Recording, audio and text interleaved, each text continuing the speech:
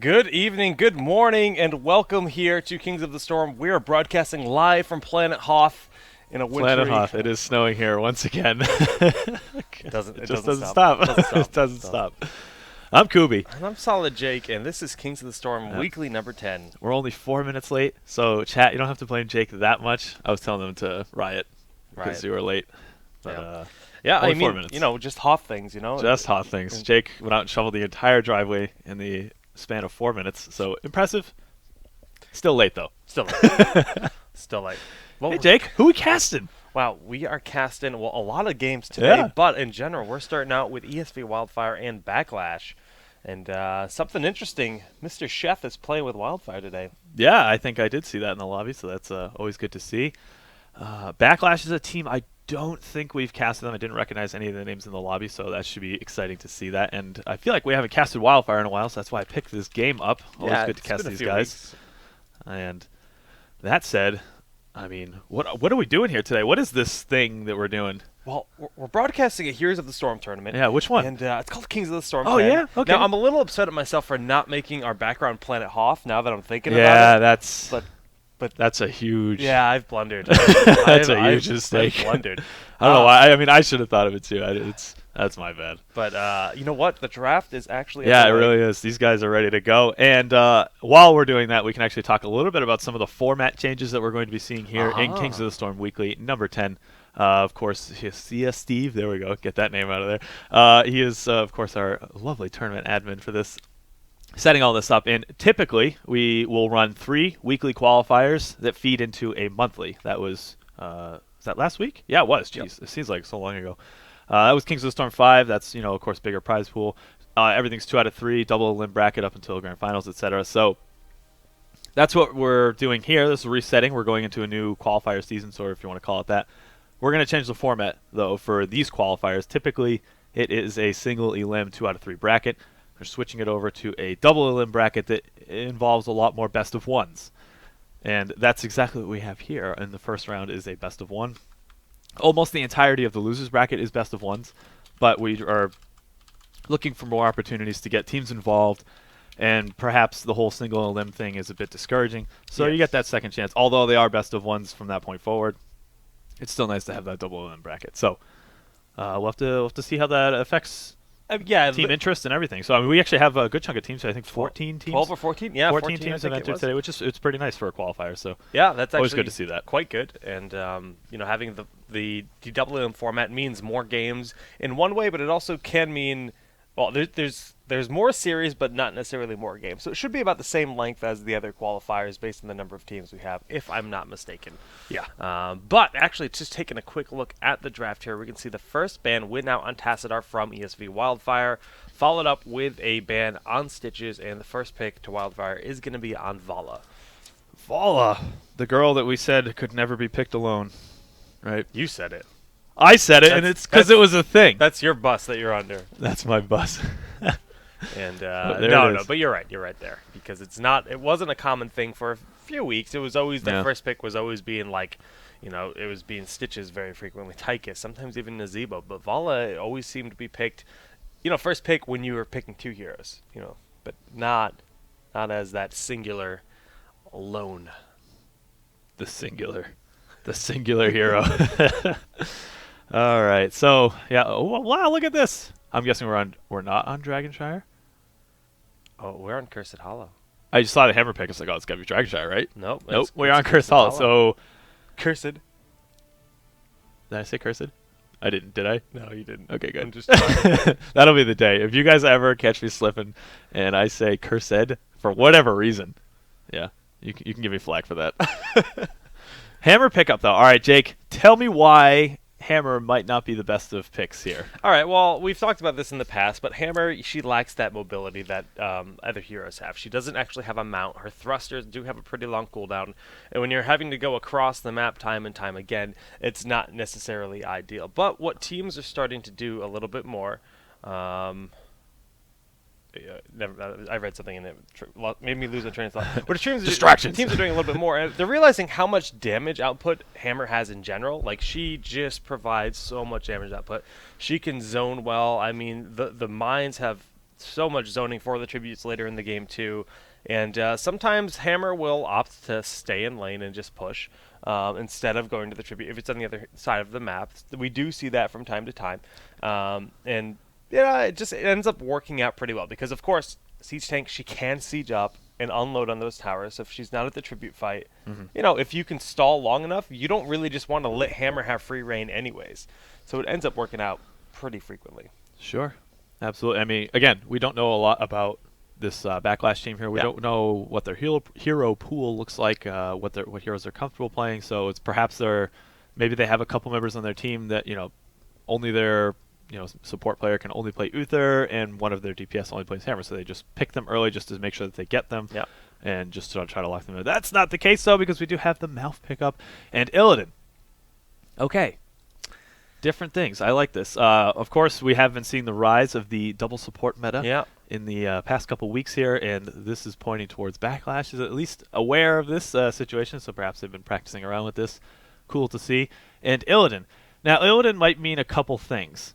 We have seen EG run a double frontliner melee assassin style, where they have two supports, send Illidan and Thrall or something to that effect, and it could be Kerrigan, right? Oh, wow, Kerrigan hasn't been picked up.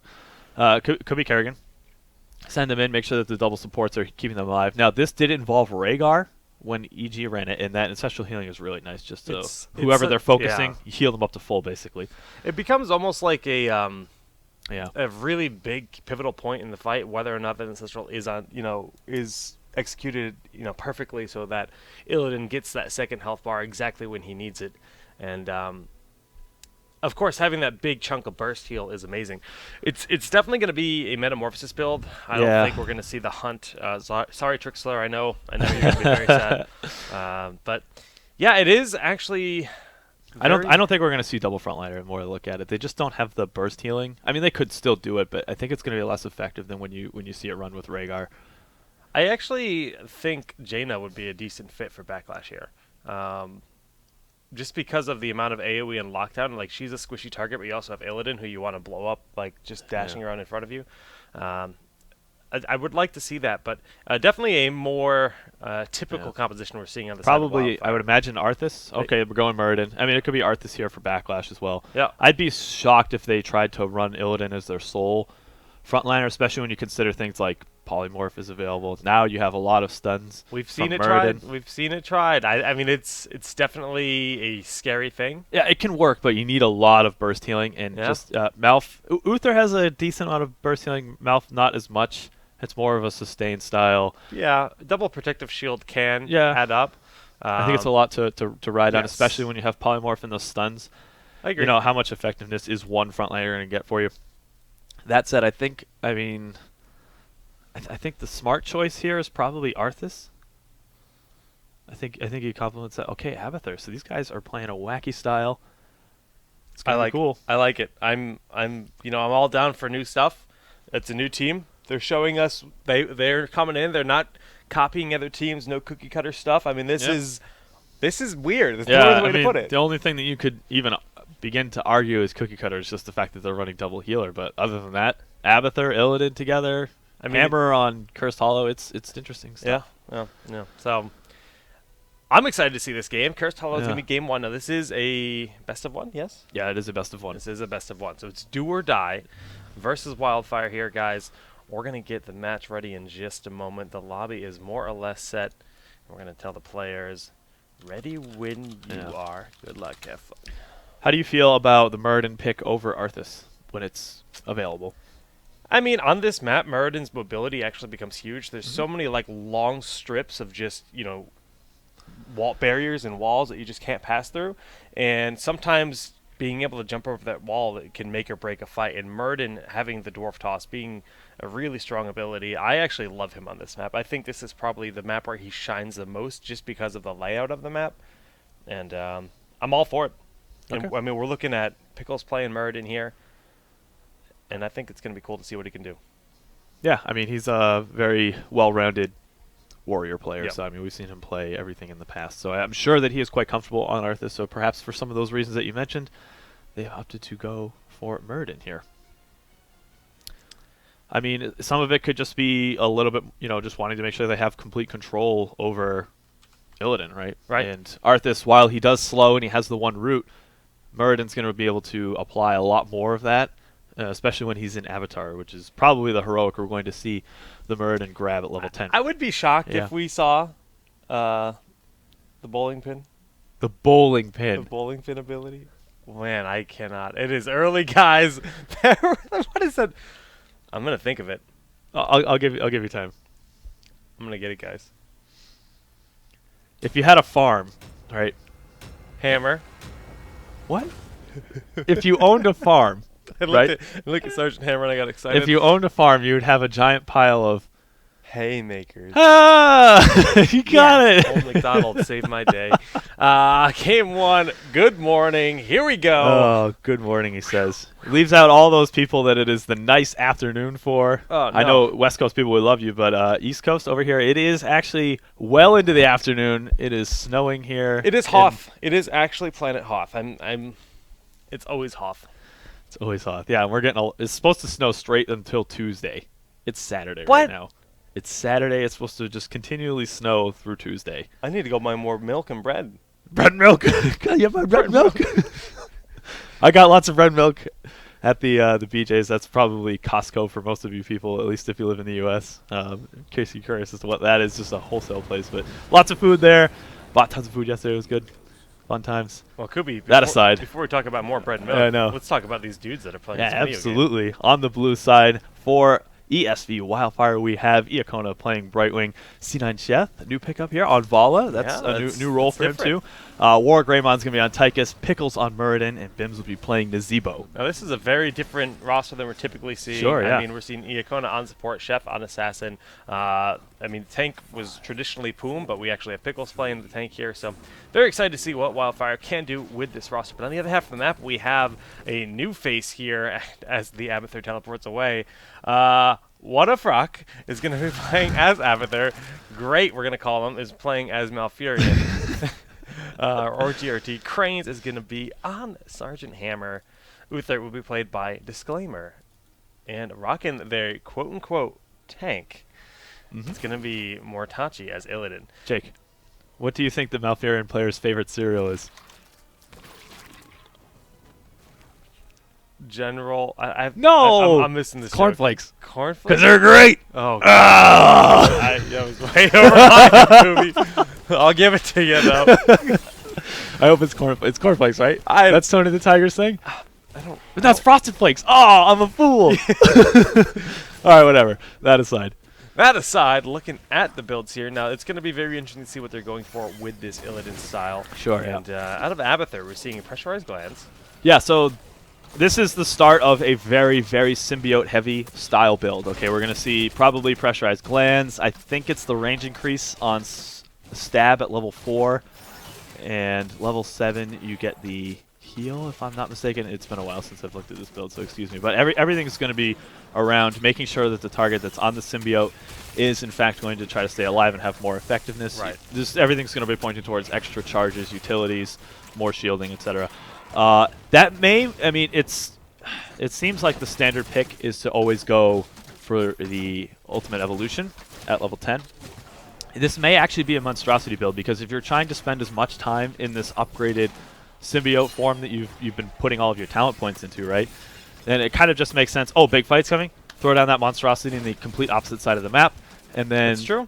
You continue using your upgraded symbiote, basically. But we do see that Mortachi, I'm like trying to read that name, yeah, diving in. I mean, we're talking about that polymorph, and there was that immediate dive, and they tried to get something done, and I mean, just look at this bottom lane. We're 2 minutes into the game, and this wall and the towers completely destroyed. Yeah. And just not having that, like, bully that available, like, Illidan will actually melt so quickly, he's just kind of sitting around waiting.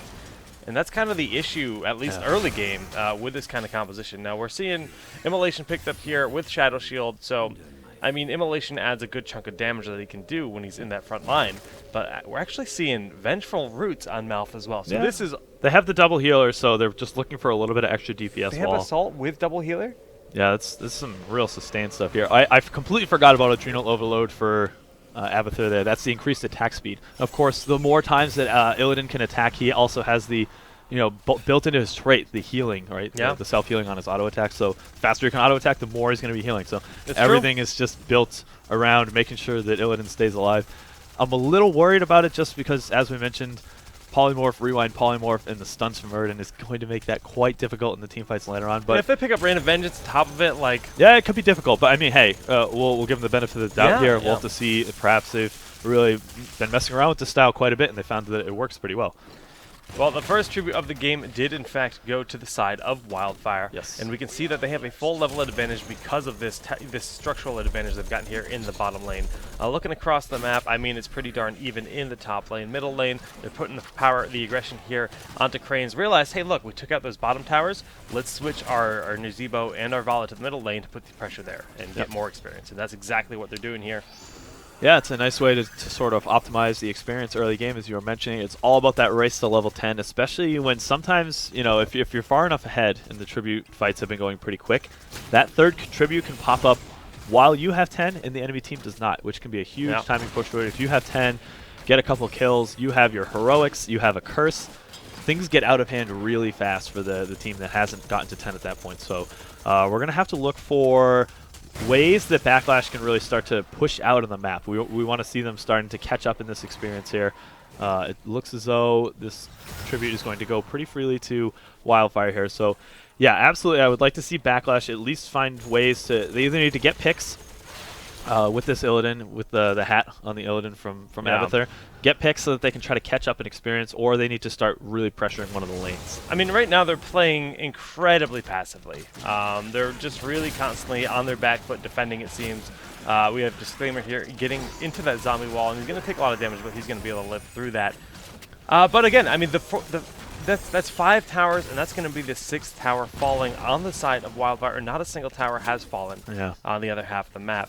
That being said, I mean, the experience, they're going to hit 10, and once they have 10, they have so much freedom. For their full level, they can get away with anything. Yeah. I'm afraid that this timing attack might actually come to fruition for Wildfire here. I think that they might have enough time for this third tribute to pop up, and it's going to be something that Backlash, they cannot contest it.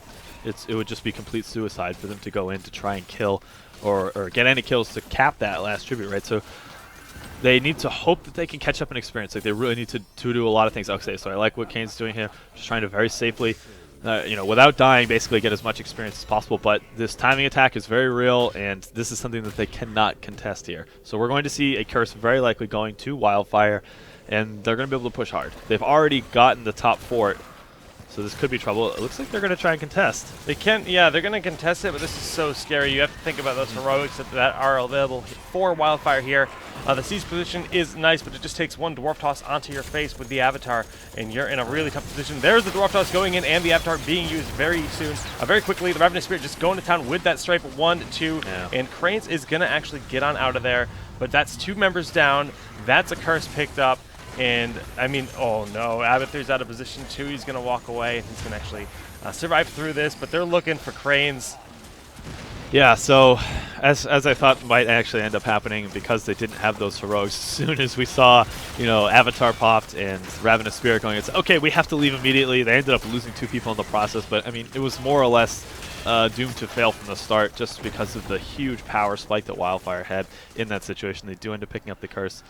And while Backlash has secured themselves their heroics here, they're going to have a tough time defending this bottom. Twilight Dream, that's a heroic I haven't seen in competitive in a long time. That's true, and surprisingly, because it's a really good heroic. Like, it can really turn fights for you, but I think people it's good, but you have to put Malf in a bad position. That's true. Why it's uncommon. It's true, but I mean, if you get the silence off, is he really in a bad position at that point? Very true. So it all depends on your execution there, if you can hit it or not. All right, Wargreymon, yep. Getting very low. We have that Odin going down. Metamorphosis is there. The Divine Storm hitting a lot of people. A lot of damage being done. Where's the Twilight Dream? Is he looking for it here?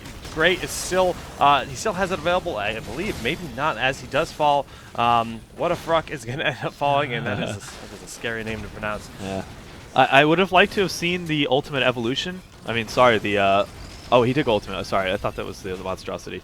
Okay, I'm not sure if I agree with him picking that. I'm not sure how much value he's going to get I mean, you have to look at sort of the base kits that all of these other heroes on his team have. There are some heroes that are very, very good to copy in the Ultimate Evolution. ETC comes to mind. Stitches is pretty good. Even Malf. Like, even Malf is like, I mean, just, you're talking triple support at that point. Good luck killing that team. Sure, but, I mean, where's your your output damage-wise? You're right. You know, yeah, you can have an extra heal and a root, but that's really all you're going to get in that situation. You have to remember, when you're in Ultimate Evolution, you don't get any of the talent traits upgrades that you've gotten up until that point. So I mean, we can look at, you know, Malf has all these upgrades for his roots to get extra damage out of them and extra stun time, but he doesn't get that when he's in Ultimate Evolution. So just things to consider. Yep, we do have those traits up, especially for level 13. Of course, we do see that rewind on Brightwing. That's going to make life pretty much hell for that Illidan, because that polymorph, rewind polymorph, is absolutely a possibility now. We see that full multi-shot build coming out of Volley here. Just a ton of utility, nice amount of AoE damage for those team fights. Pretty much a full overkill build here with the slow on level 13 for Tychus's Q and, you know, extra range and all right, AoE. They left this here to Cap, and is it going to get stolen from them? It was a cheeky play. I thought it was really cool, but they just left it there. They're going to lose 2 members for it, and the Knights get stolen.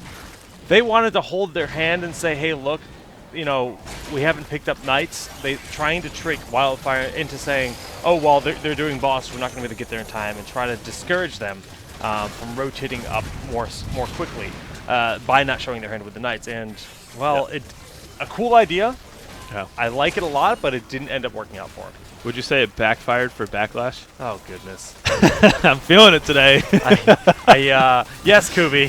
Certainly did.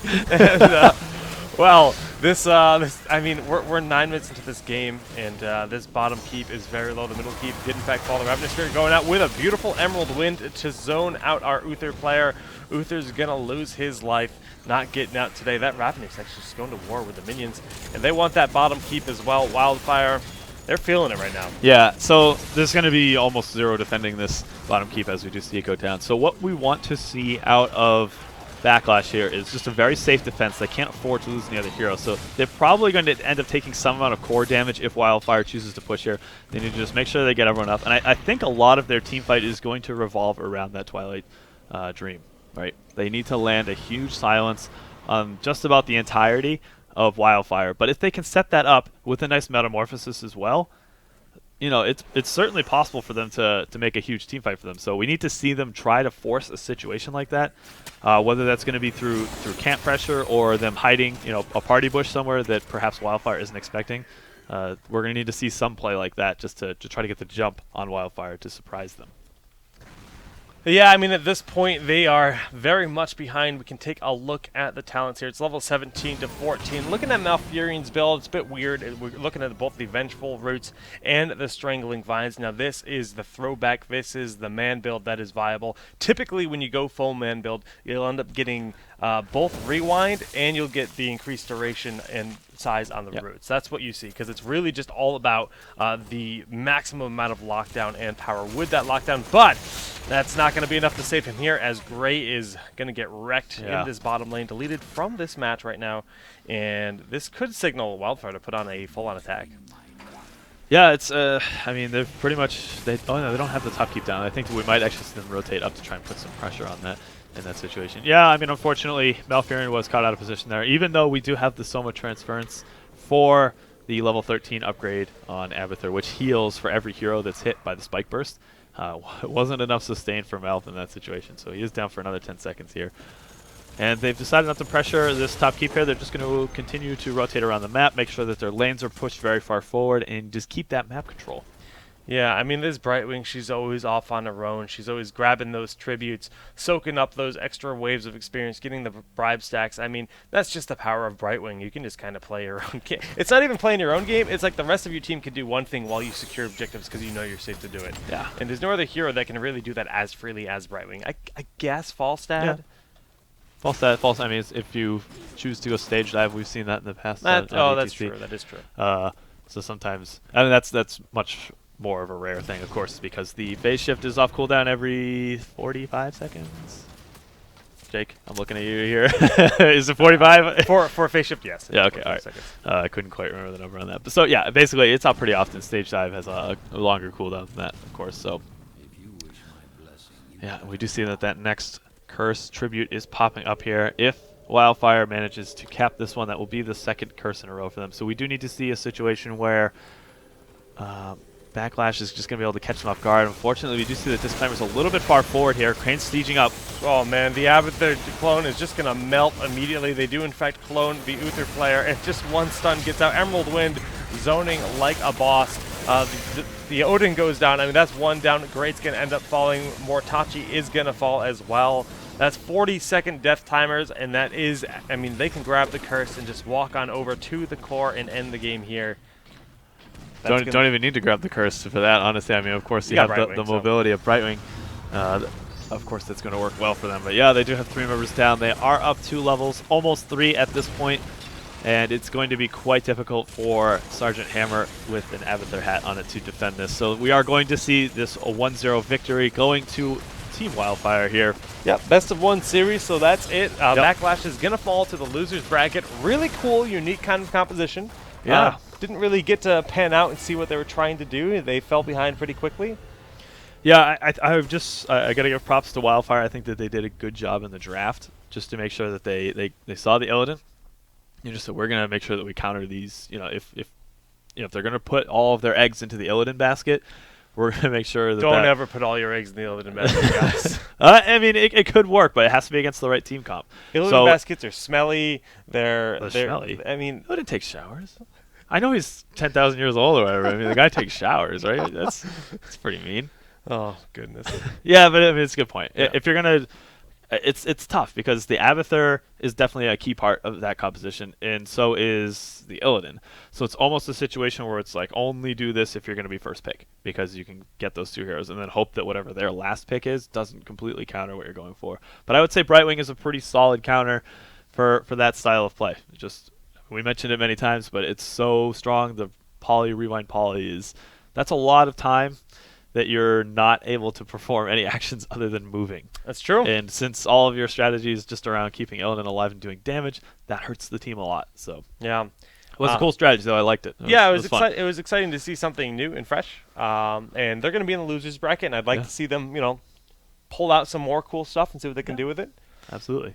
But that's going to be game 1 here. And Kubi, well, let's take a look at KotS.challenge.com. Yes. Now, I am a bum, and I did not make a bracket image today. But if you go over to KotS.challenge.com and click on Kings of the Storm weekly number 10, or you just type !bracket over in the chat, it'll give you a direct link there. That's absolutely true. We can see that we do have a victory here for ESV Wildfire, and they will be facing Barrel Boys. And that actually happens to be the match that we are casting next. Unless things have changed, I will check with my tournament admin here, but I believe that is still the case. And yes, so I think we're going to be casting that as long as Barrel Boys are ready to go. We will get that game set up. But for now, guys, we're going to go to a quick commercial break while we do all of that, and so you guys stick around.